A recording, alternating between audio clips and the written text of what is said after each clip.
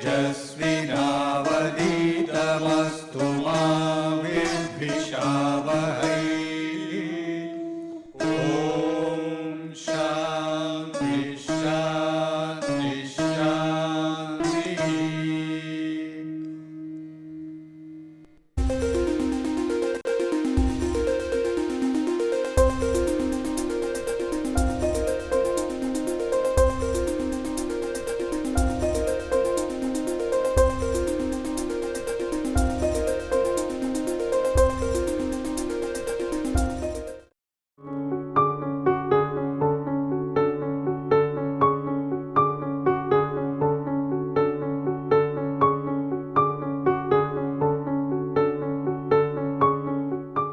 Well, we have been talking about groups, and I want to introduce a large number of related concepts one by one.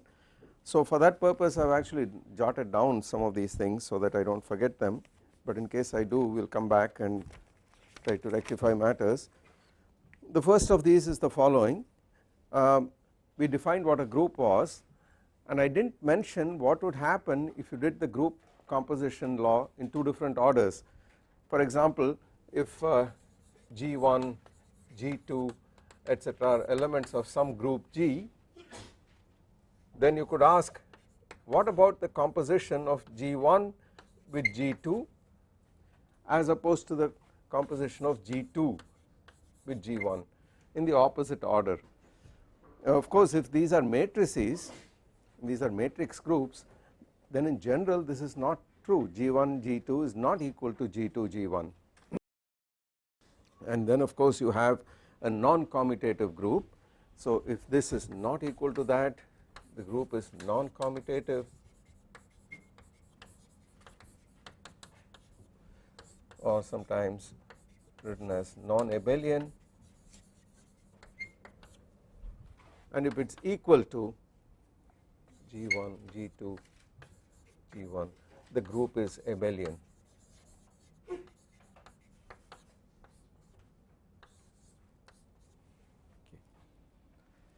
Now of course the Lie group that we looked at yesterday, the simplest of them, namely R1 with addition as the operation, that is very much abelian. You can add numbers in either order and you get exactly the same answer. What about the group SO2? Is this abelian or non-abelian? It is abelian because this contains rotations in a plane, but we represented it in many different ways, and one of the representations was to write this as the set of matrices of the form cos alpha, sin alpha, minus sin alpha, cos alpha, and these matrices satisfied this relation, and this is an abelian group. It is very easy to verify that R of alpha prime is R of alpha plus alpha prime is equal to R of alpha prime R of alpha in either order.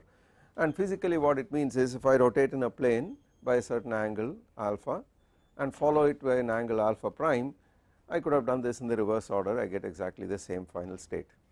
Okay. SO3 and SO4 and so on, higher dimensions, they are not abelian because rotations in different planes do not commute with each other. Abelian groups have a great deal of simplicity in them, as you can see, but in general groups are non-abelian, and therefore you have to deal with that idea. The second concept that we talked about, that I mentioned, was the idea of compactness.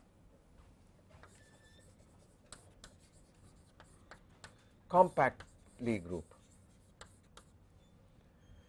By this I mean, by compact I mean you have a group whose elements are parameterized by a set of parameters.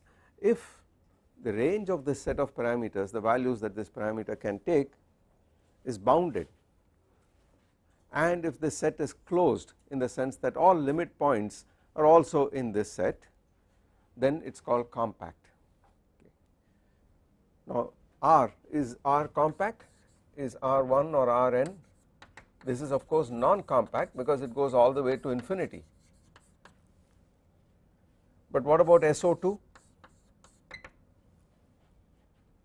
This is rotations in a plane and the range is 0 to 2 pi for this angle, and therefore this is a compact group.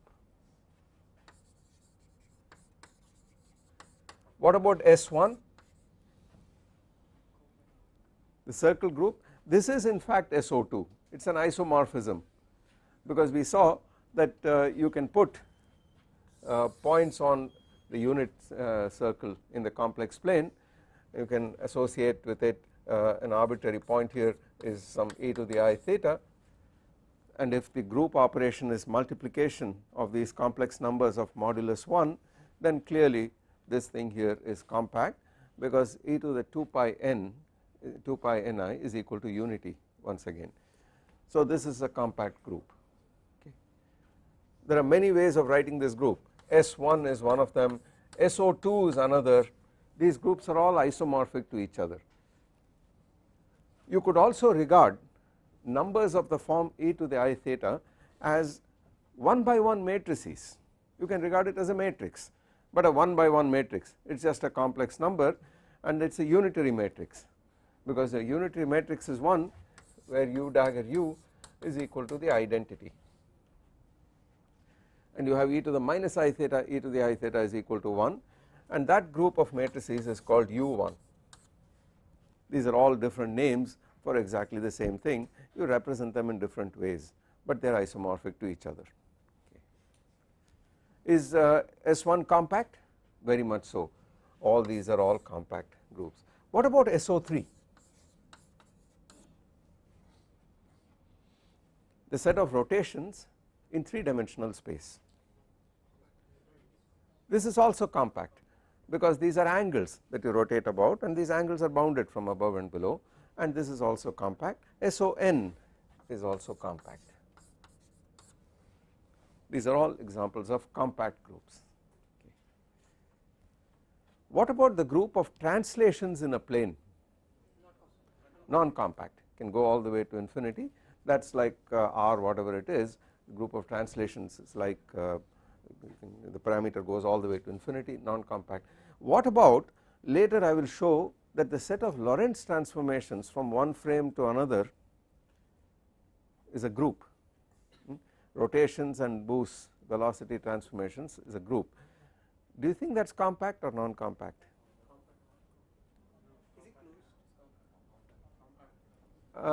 We will prove this properly. We will prove this properly. It is a non-compact group, and we will prove, I will say why this is so. That group is non-compact, but rotations is a compact, this is a compact group. What about n-dimensional unitary matrices, UN? Compact or non-compact? What do you think?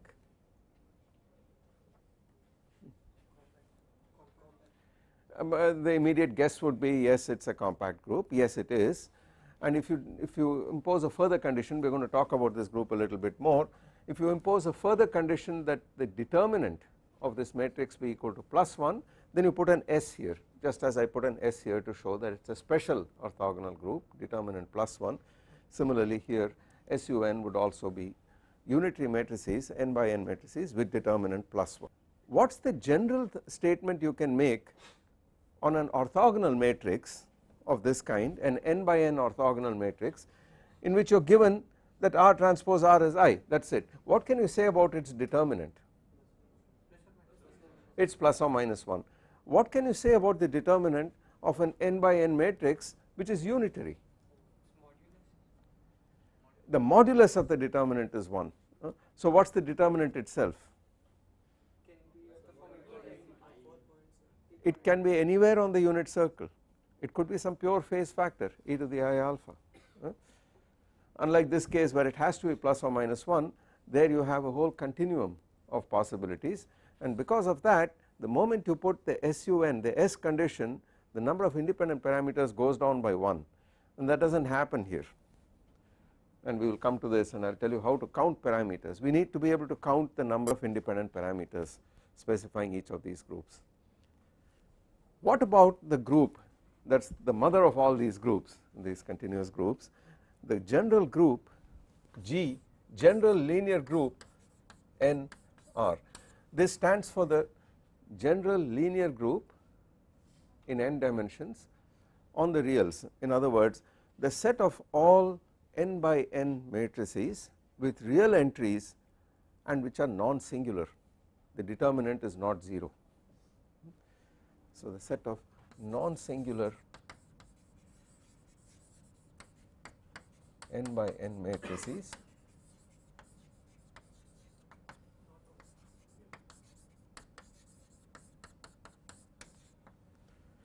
this is a non-compact group, because you could have arbitrarily large entries in some sense, and therefore this is non-compact, and it is the group which is a huge one. It encompasses practically everything, and then after that there are subgroups. All these other groups we have been writing down are actually subgroups of this general group here. You could also complexify things and make this on the complex numbers. So the entries could be complex and they form a group also, as long as they are non-singular matrices, and that is denoted by GL n comma C. A subgroup of this is this group. A subgroup is SL n comma R, which is the group of general n by n matrices non-singular with determinant equal to +1, and that is a special linear group. Again non-compact, simply because you can have arbitrarily large entries if you like. Pardon me? We have scaling. We have everything possible, of course, yes. It could be scale transformations, it could be deformations of all kinds. It is just a linear transformation, a general arbitrary linear transformation. You haven't put in any condition like distances should be constant or anything like that, okay, completely general statement. So we are going to sit down and count the number of parameters in all these groups very shortly, but for that first I also want to introduce the idea of connectedness, and we did that. I pointed out that a group is a space is connected if there is a path, an arcwise path from any point in the space to any other point without leaving the space. Now of course you have groups which are not connected, they have disjoint sets and so on. For example, the group of orthogonal matrices ON, those matrices would contain two disjoint sets, those with determinant +1 and those with determinant -1, and you can't go from one to the other by a continuous path, because the determinant does not change continuously, it changes discontinuously from +1 to -1 for one set. So that sort of group contains, so the group ON, its space contains two pieces, and this contains determinant equal to -1 and this determinant equal to +1, and this is what you call SON, and that is the full space of these matrices. The number of disjoint components of a space is denoted by pi naught of that space.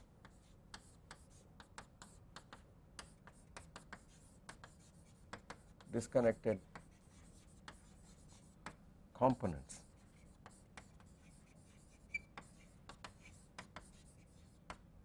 or sets, disconnected sets, and that is 2 in this case. Okay. Obviously in a discrete group every element is disconnected, and then of course this is not a very useful concept, but for continuous groups you have to appreciate the fact that there are pieces which are continuous in one set and then another set which is continuous, and then there is no connectivity between these two guys, but you can still form a complete group here. This is now a subgroup of this group here. So the idea of a subgroup is, if you take a group G, you could have a set of elements in it which would by themselves form a group, and that is of course what you call a subgroup. The identity element always forms a subgroup of every group, it satisfies the group axioms, and that is trivial. The full group itself is its own subgroup in some sense, but what I mean by a subgroup is a proper subgroup, namely something that is not the identity element and that is not the full set itself in between. Very useful in the idea of subgroup is what is called a normal subgroup, an invariant subgroup, and let me explain what that is. So let us take a group G, and G is an element of G, arbitrary element. If this has a subgroup, if H is a subgroup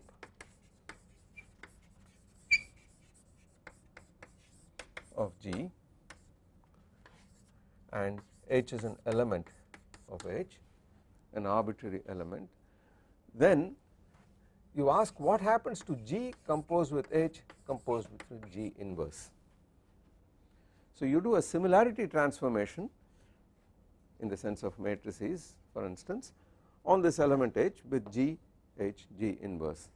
Of course if you put H prime and H prime inverse which belong to the subgroup H, this would go and sit in the subgroup H itself, but you take an arbitrary element of G and you construct this. If for every G and for every H element of capital H and every G element of the full group, if this is an element of H, so it stays within that subgroup after you do this conjugation, then and if this thing, then H is an invariant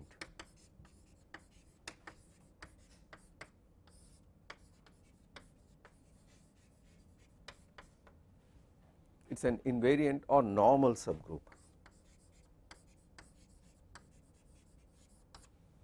So a subtle concept is involved here. You take this subgroup and you take elements in it and you conjugate them with arbitrary elements from the full group, and if you still remain within the subgroup then it is an invariant or normal subgroup. Okay.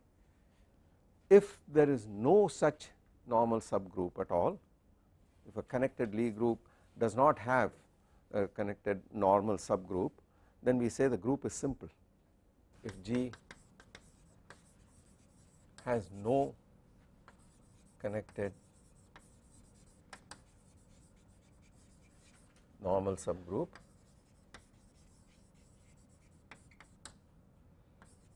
G is a simple, I am only talking about Lie groups now, so we just restrict ourselves to a simple Lie group. Okay. This might be too restrictive very often, so one asks for a slightly less restrictive condition. If G has no connected abelian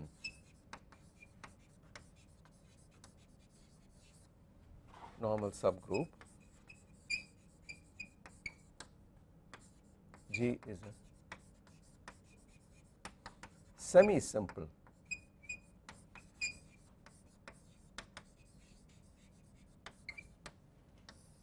this has proved to be the right concept to use.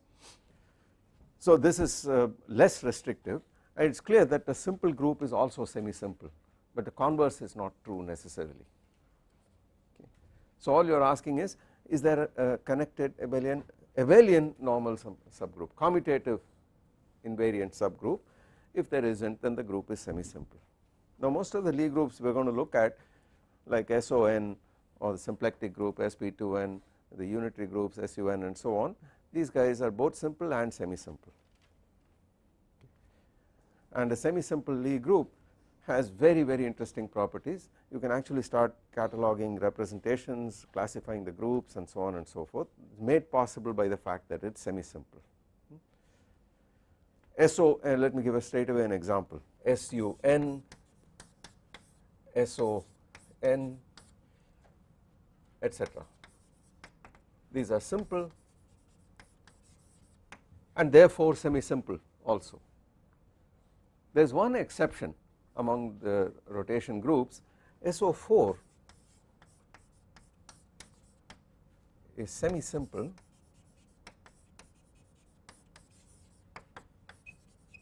but not simple.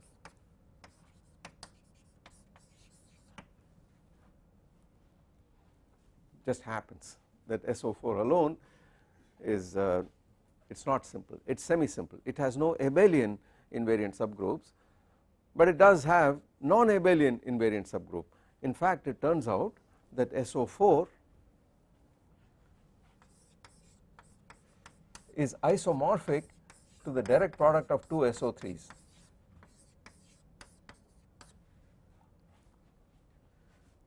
SO4 is the group of rotations connected to the identity in 4 Euclidean dimensions.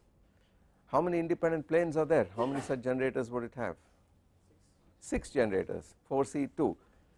and in 3 dimensions you have 3 generators, so you actually have 3 plus 3 which is 6, and it so happens that in this case SO4 can be written as a direct product of these two guys. So each of these is a subgroup, and because each of them is a subgroup and is non-abelian, the group is it is not simple, but it is semi-simple. These are not abelian, so this condition is not satisfied, but this condition has no semi-simple no abelian group subgroups, but it does have connected normal groups and so on. So it is therefore simple but not semi-simple but not simple. Okay, that is the right way to say it. I should have used the negation of these statements, then it would have been easier. Okay, now we need to count the number of generators, because we have said that for SON I have n times n minus 1 over 2 generators. I need to know what it is for SUN, we need to know what it is for the symplectic group, and so on. We need to be able to count generators. For that concept, it is better to work not with these groups themselves or the group elements, but with what are called the infinitesimal generators. I pointed out that we are going to look at group elements which are continuously obtainable from the identity element in a continuous way, and the parameters, the group elements are analytic functions of these parameters. Under very general conditions they are actually exponential functions of these parameters.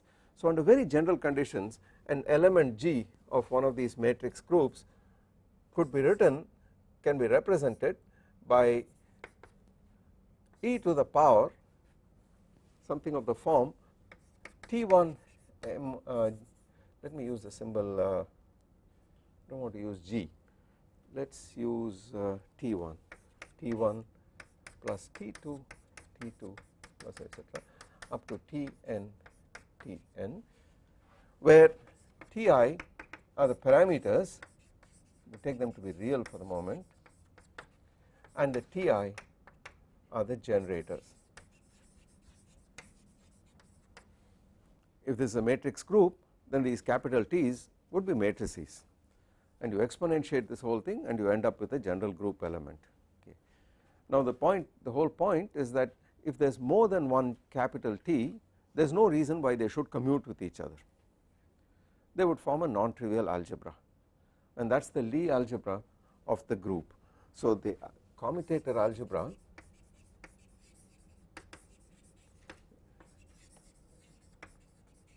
or rather the algebra of the commutators of the Ti, it is called the Lie algebra.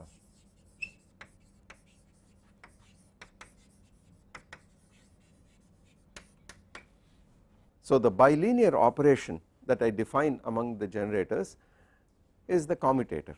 I take T1 commutator T2 and so on, which means T1 T2 minus T2 T1. In the case of matrices it is just the matrix commutator, and they would be linear combinations of the other T's, and that is the Lie algebra of this group. So once you find the Lie algebra, the whole idea is that the group elements can be generated by this procedure of exponentiation. The hard part is of course that the various T's do not commute with each other, therefore you cannot write e to this plus that as e to this multiplied by e to the power that is the whole point. Now of course we have chosen our representation in such a way that if all the T's are 0 you get the identity element, and then for infinitesimally small t you start generating the elements of the group. The whole idea would be to ask, using the Lie algebra, what information can I get about the group elements by doing this. For example, if I want to compute what Ti is, it is equal to delta over delta Ti G, which is a function of all these guys, evaluated at the set Tj equal to 0. If I differentiate with respect to any one of these, say T2, I bring down that T2 here, capital T2, and then I set all the T's equal to 0 and I get this expression here. Okay. So this is the connection between the infinitesimal generators on the one hand and the group elements itself. You could ask, the exponential is not the only analytic function. Are there other functions which would be function non-exponential functions of the parameters? Can I form group elements? Yes, indeed. The theory of Lie groups does not necessarily require that you must have things which are exponentiable in this fashion, but by and large under very general conditions, all the cases we are going to consider, this is certainly true, although there are some exceptions. So we are going to exploit this in order to count things there, and let us do that. Let us look at, for example, the group of let us look at rotations itself. So let us look at SON. This is represented by matrices of the form R transpose R equal to I. If I write this in terms of infinitesimal generators, what would be the condition that I get? Write this as e to the power some generator, something of this kind, and similarly for the other R, and then what would you get? Well, put a parameter here. So let us put parameter R of t equal to I. T is not the time, it is just a parameter of this kind. I differentiate this expression with respect to t and set t equal to 0. So it is clear R transpose dot of 0 times R of 0 plus R transpose of 0 R dot of 0 equal to I equal to 0. The right hand side has no t dependence at all. This is true for every t. But what is R of 0? The identity element. By definition, I have chosen my parameterization in such a way that as soon as I put 0 there for all the t's, this goes away. So it says R dot transpose of 0 plus R of 0 R dot of 0 equal to 0. Well, I do this partial differentiation and then it is true for each of them. I have just put one there for algebraic simplicity, but imagine doing this for each parameter now. So the moment I do it with respect to the ith parameter, this becomes the ith generator here. So it immediately says the generators must obey t transpose is equal to minus t, because this is just the generator itself and it is its transpose here, and therefore what is the condition that you get? The generators must be antisymmetric matrices, and if the generator is antisymmetric and it is an n by n matrix, how many, and it is on the real numbers, how many real parameters do you need to specify the matrix?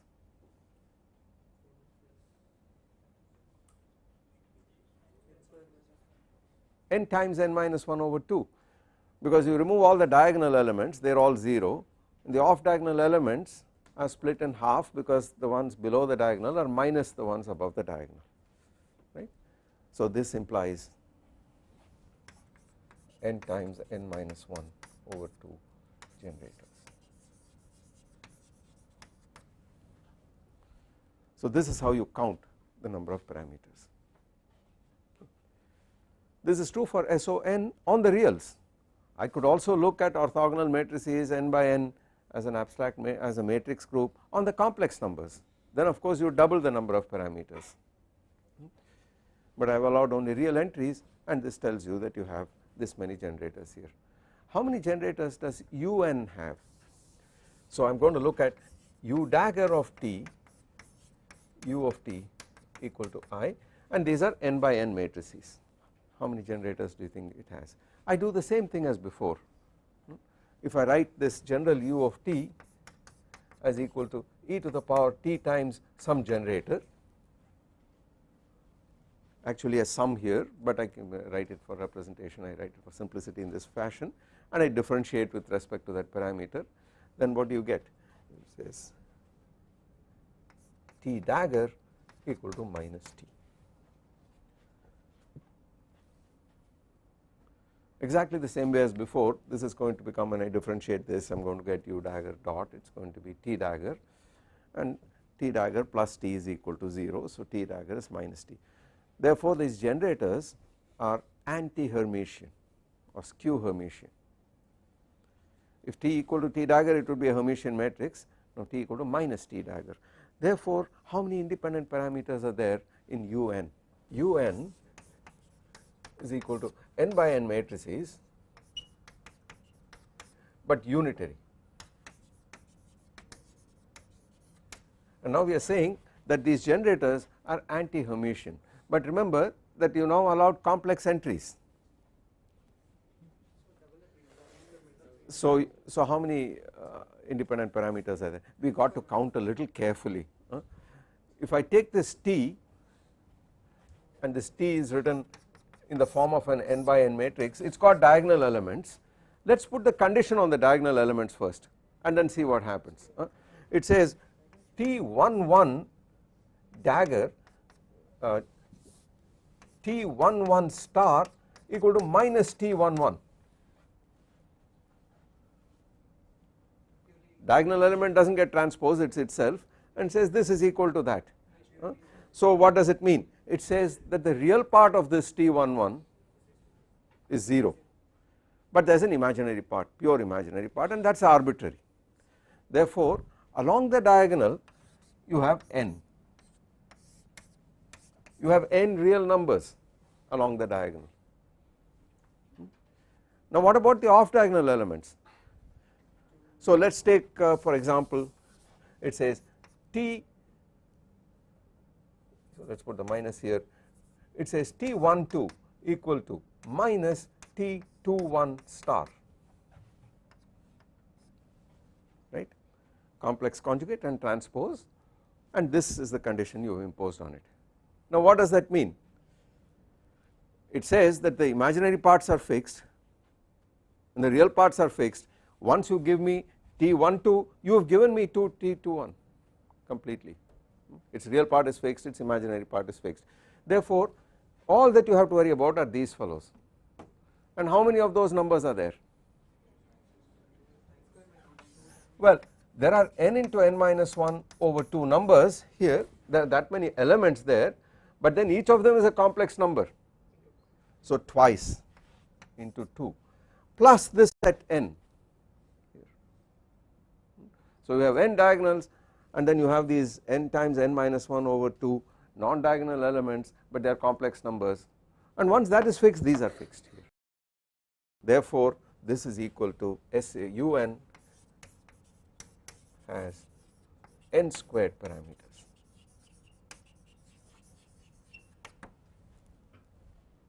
It has got n squared generators. What about SUN? Now we are fine, because we know that this matrix will have a determinant which is a pure phase factor, and now I put the extra condition that the determinant must actually be plus 1, and therefore it has SUN has n squared minus 1 generators.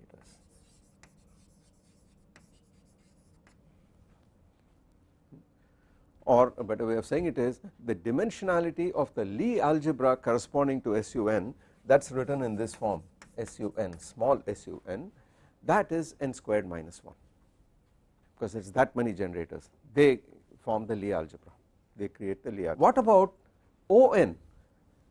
SON has this many generators. What about ON? Yeah. No, I should have written SON comma R. Complexifying the group will make it more complicated. I mean, it is straightforward, but I am talking now about rotations in n dimensional space. How many generators does ON have? It has the same number, because the determinant is plus 1 or minus 1, it is not continuously deducible from the identity, and in fact what SO3 for example O3 is going to contain all those matrices which are orthogonal 3 by 3 real entries with determinant plus 1 and then minus those matrices.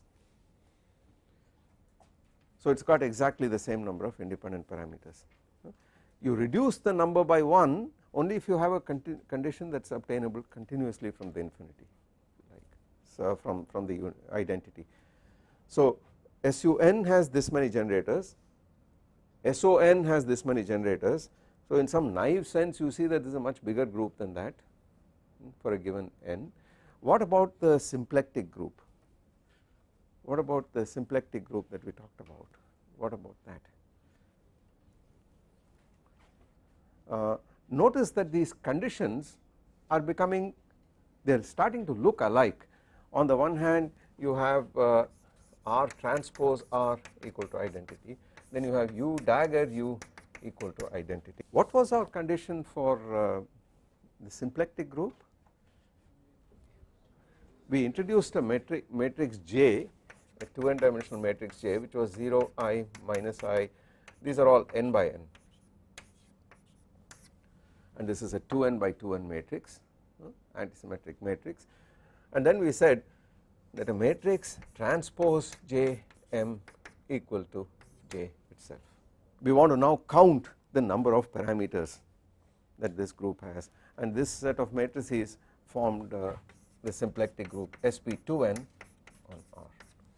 The group of canonical transformations of the group formed by the canonical transformations of an n degree of freedom Hamiltonian system, their Jacobians are all symplectic matrices, and those matrices form a group sp2n comma R, and we would like to count what is the number of generators of this group. Well, we could put it into this and see what happens. So if I write M, for example, as M1 M2 M3 M4, where these are n by n matrices, so you get a big 2n by 2n matrix, and they are all real entries. Of course you have 4n squared elements to start with, real numbers, but we have to put this condition on it. Unfortunately this condition is not linear. So what will happen if you impose this condition is that it will say M1 M2 transpose is symmetric, M1 M3 transpose is symmetric, similarly M3 M1 transpose is symmetric, and then the diagonal part will say M1 M4 transpose minus M3 transpose, M1 transpose M4 minus M3 transpose M2 equal to the identity matrix, and so on. So that is not going to help very much. On the other hand, if I now take this same thing and call and say that this is M transpose T J M transpose M of T equal to J, and do this differentiation trick, then it says G transpose due to this guy with a J here, and this is M of 0, and that is identity, and then I differentiate with respect to this plus J G equal to 0 because this is a constant matrix. So this is the condition I get, and it is linear in the capital T. I should not use G, I have used T for generator, T for the generator. Now we can start counting. So suppose T is of the form, what shall we call it, let us say X Y W Z. T is of this form, where capital X capital Y are n by n matrices, and then let us impose this condition, this times that equal. What do we get? We get X Y W Z transpose. So we want X transpose Z transpose W transpose Y transpose on 0 I minus I 0 on X Y W Z. This must be equal to, oh, what did I do, plus J, yeah, this is minus 0 I minus I 0 times T, which is X Y W Z. Okay, so let us work this out. It says X transpose, and that part is 0, X transpose minus W transpose, and then X transpose, that's 0, minus Z transpose Y transpose equal to minus on this side. Well, let us get rid of this minus sign by putting a minus here and a plus here. This is equal to 0 minus W, and then 0 minus Z, and then I X here, and then Y here. So this is the condition that I get. this immediately implies that W equal to W transpose, Y equal to Y transpose, that is these two conditions, and then X transpose is minus Z and X is minus Z transpose. So it says Z equal to minus X transpose, this fashion. Okay. So now how many parameters are there? It says this matrix is symmetric, and since it is symmetric, how many elements does it have? It is on the reals, n times n plus 1 over 2. It has n times n minus 1 over 2 off diagonal elements plus n, that is n times n plus 1 over 2. Similarly, Y also has n times n plus 1 over 2 elements, and it is clear that Z is completely determined once you give me X. And how many elements are there in X? N squared. So the total number of parameters is n squared plus n times n plus 1 twice, then cancels, is equal to n times 2n plus 1. So it says SP2n, the symplectic group, 2n dimensional symplectic matrices, this has n times 2n plus 1 generators. So it is bigger than the it's smaller than the linear group, but it's certainly bigger than the SOs and so on. I should mention here that SP2 comma R, this guy here, is 2 by 2 matrices, single degree of freedom, 2 by 2 matrices with unit determinant. So it contains all matrices which are 2 by 2, determinant plus 1, etc. This guy has how many generators? 3 generators. And how many generators does SL2R have?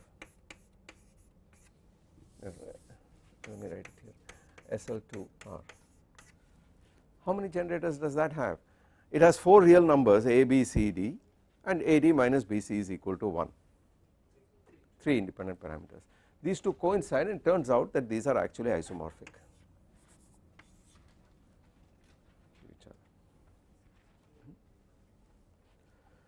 So the conclusion is that if you have 1 degree of freedom in a Hamiltonian system, then the symplectic group SP2R is the same as the special linear group, and what it means is for 2 by 2 real matrices, imposing the condition that the determinant be equal to plus 1 is enough to make it symplectic. But that is not true in higher dimensions where you need more conditions. So this group has magical properties, it has very many important properties which we will talk about.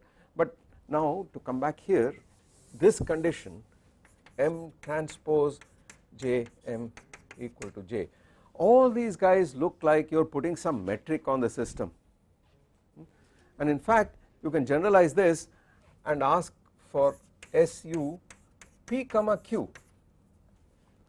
a set of matrices of this kind P comma Q, where you require all those matrices, and let me again call it M, such that M dagger, instead of M dagger M equal to I, the identity, you put M dagger, and then there is a metric G M equal to G, and this matrix G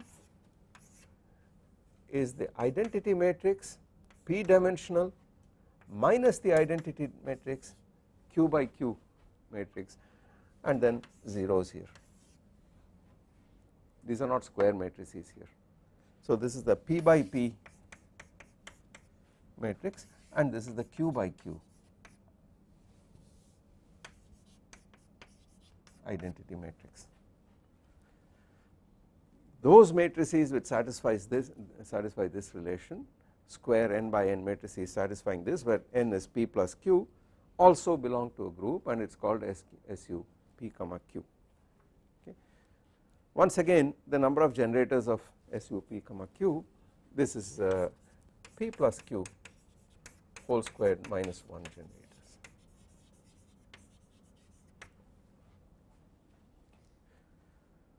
and you could ask what does SU1 comma 1 look like. Well, we know that SU2 contains all those matrices which are of the form alpha beta minus beta star alpha star, where alpha and beta are complex numbers such that mod alpha squared plus mod beta squared equal to 1. All 2 by 2 matrices with complex entries with 2 arbitrary complex numbers alpha and beta satisfying this relation here, written in this form, they form the group SU2. What does SU11 look like? This is the set of all matrices of the form alpha beta beta star alpha star,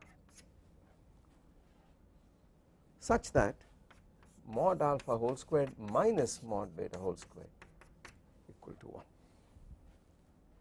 and turns out SU11 is isomorphic to these groups.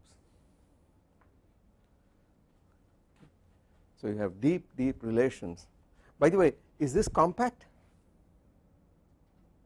Is this group compact? Yes, because you see these alphas and betas must lie on some hypersphere. Alpha 1 squared plus alpha 2 squared plus beta 1 squared plus beta 2 squared must be equal to 1. So magnitude of none of these real numbers can become bigger than 1. On the other hand, there is no such restriction here. This is sort of hyperbolic, this is ellipsoidal, right? I mean, so this is not a compact group, this guy here. I must now introduce you to the idea of the universal cover of a group and connectedness. We already talked about what happens. Is it true in general that SU2n is isomorphic with No, absolutely no. This happens only for this case. Even the number of generators will change and so on. So not true. The number of generators has no bearing on isomorphism. Well, two groups may have the same number of generators. They must have the same number of generators, otherwise they can't be isomorphic. But if they have the same number of generators, it doesn't imply that they are isomorphic. SO2 and O2 have same number of Pardon me? SO2 and O2 have same number of generators. SO2 and O2, yeah, this is a trivial example, sure. Isomorphism is a very rare thing. It's a very rare thing. It says it has to do with the algebra. Let me tell you where. There is an isomorphism between a compact group and non-compact. No, which compact group and which compact? Which one? SU2 is compact, SU11 is not. These are not isomorphic, not at all. They are very different groups. That is why I write two different symbols here. These are very different groups. I mentioned an isomorphism between SU11 and SL2R. So otherwise it is not true. Okay. So let me talk about the idea of a cover of a group. You see, the simplest of these groups, S1 or U1 or whatever it is, was a circle group S1, but I pointed out that there is a homomorphism between R1 and S1 in the sense that a point here, a set of points here separated by integers all got mapped onto the same point here. By this map, which took you from R1 to S1, I call that map F, and I wrote f of x was e to the 2 pi I x in explicit form. But locally, in the neighborhood of any of these points, this set of points will get mapped to this set here. So locally this and that look alike. That is like saying that if you draw a tangent to a circle, then on the circle very sufficiently close to this point of tangency it looks almost straight. But the global properties of these two objects are very different. This space is infinitely connected, and in fact pi 1 of S1 was in fact Z, whereas pi 1 of R1 was 0, was a trivial group. Okay. But there is a homomorphism. There is a connection between them. Infinite number of points on R are mapped onto one point on S1 here. Since there is a homomorphism of this kind, and since local neighborhoods look alike, the identity of the neighborhood of the identity is going to look alike in both cases. The Lie algebras are the same. So whenever you have this sort of relation, the Lie algebra is the same. but this guy here will have a global structure different from that, and this R1 is called the universal covering group of S1, and it is simply connected. So every Lie group, every connected Lie group has a universal covering group which is simply connected and with which the original group is related by a homomorphism. So in technical terms, R1 is the universal covering group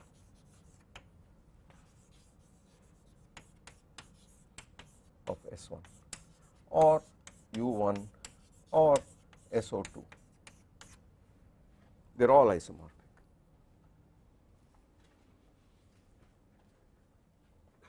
Now it might happen that you have many covers, but there is one universal covering group, and that is always simply connected, okay. And that is the theorem which I will not prove, but it is very important to look at that covering group, because it says topologically the covering group is easier to handle because it is simply connected. This thing here always simply connected, okay. Whereas the original group need not be simply connected at all. Our intention in doing this is to ask what happens to SO3, the group of rotations in 3 dimensions. We are very intimately connected with that and interested in that group.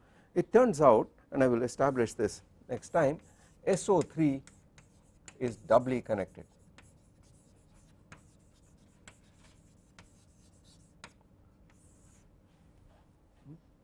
Another way of saying it is pi 1 of the parameter space of SO3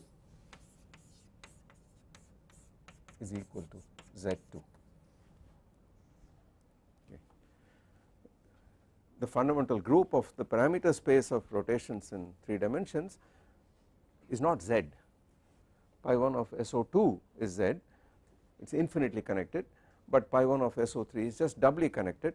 That means there are only 2 elements in this group, and these 2 elements can be put into one-to-one correspondence with the cyclic group of order 2, Z2, which you can think of as the group of 2 elements which could be either taken to be 0 and 1 under binary addition, or the set of even integers and the set of odd integers,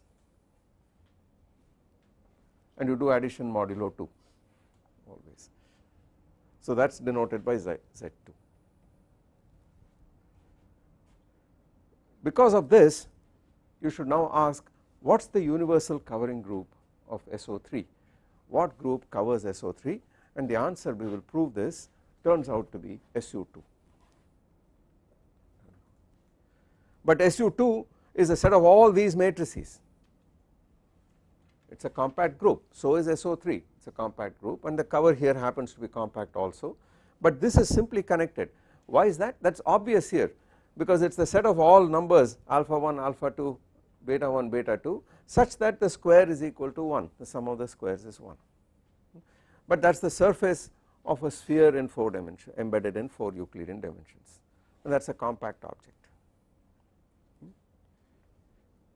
and it is simply connected because I mentioned that Sn for all n greater than or equal to 2 is simply connected. So what is this equal to? You could also say this is also a Lie group with a space here, it is just S3. That is what S3 is, the set of all these numbers forms S3. So that is why I said that S3 is itself a Lie group. S1 and S3 happen to be Lie groups among the n spheres. S1 happens to be the same as U1 or SO2 under isomorphism, and S3 happens to be the same as SU2 under isomorphism. This will turn out to be the covering group of the rotation group, and we have therefore to look at the representations of this group. They are all single valued, but as far as SO3 is concerned, you have the possibility of double valued representations. One set of them will correspond to vectors, tensors, scalars, and so on. Another set will correspond to what are called spinors, and this is the origin of spin half, 3 halves, and so on. this is the origin of bosons and fermions when you use the rules of quantum mechanics. So it comes from this property of the rotations in 3 dimensions. So we will see this carefully, how this leads to that property there for the covering group. When you do quantum mechanics, we would study this group in great detail.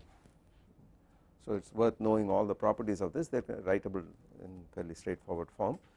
So it automatically emerges, even without quantum mechanics, it automatically emerges just from geometry, just from the property of 3 dimensional space itself, and we will see this. First I have to show you that the space is doubly connected, and after that I have to show you how the cover acts as a 2 to 1 cover on it. So I will do that next time.